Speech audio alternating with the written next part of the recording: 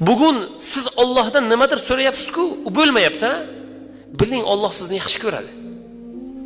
Sizni doim Allohga duo qilishingizni Alloh istayapti. Va biling birodar, bugun duolaringiz ba'zi birisi ijobat bo'lmayapti-ku, xafa bo'lmang. Qiyomatda Alloh berayotgan va sizga tayyorlab qo'ygan ajrlardan xursand bo'lasiz. Shuning uchun birodar, birov bilan urushmang. Birov pulga, molga, mansabga, bir narsaga talashsa siz talashmang. Siz berib yuboring.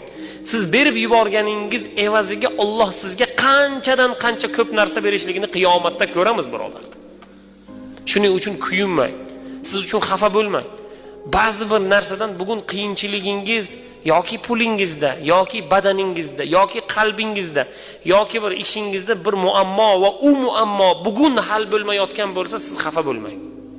Xursand bo'ling.